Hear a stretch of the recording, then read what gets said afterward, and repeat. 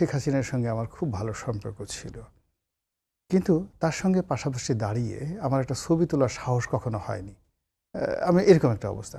তো সেখানে ধরেন সাদিক কাইয়ুম সাহেব এখন ডাকসুর ভিপি, তিনি সোজা গণভবনে ঢুকে গেছেন, শেখ হাসিনার সাথে তার ছবিও আছে।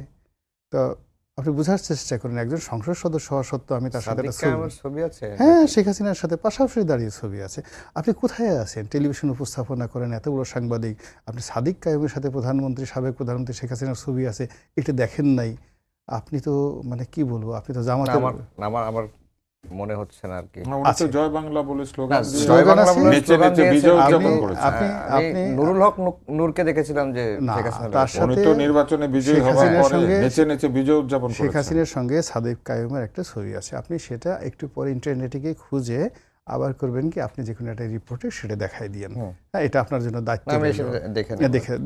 দেখা দেবেন, এটা আপনি দেখাই দেবেন, তাহলে বুঝতে পারবেন যে তাদের সাহস, তাদের শক্তি, তাদের কমিউনিকেশন স্কিল কোন পর্যায়ে, গুপ্ত যে কথাটা, এই গুপ্ত যে কোন পর্যায়ে তারা যেতে পারে, এটা আপনি আমি এখানে বসে ধারণাও করতে পারবো না।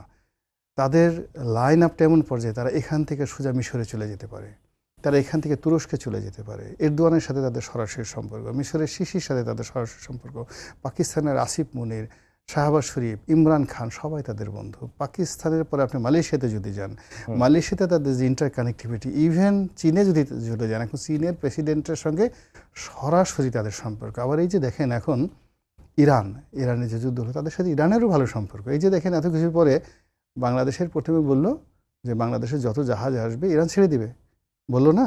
বলার পর এখন আবার করলো কি, একটা মাত্র জাহাজ, পাকিস্তানের জাহাজ ছেড়ে দিয়েছে, 16টা জাহাজ পাকিস্তানের, 16টা জাহাজ ছেড়ে দিয়েছে, আর বাংলাদেশের জাহাজটা আটকে দিয়েছে।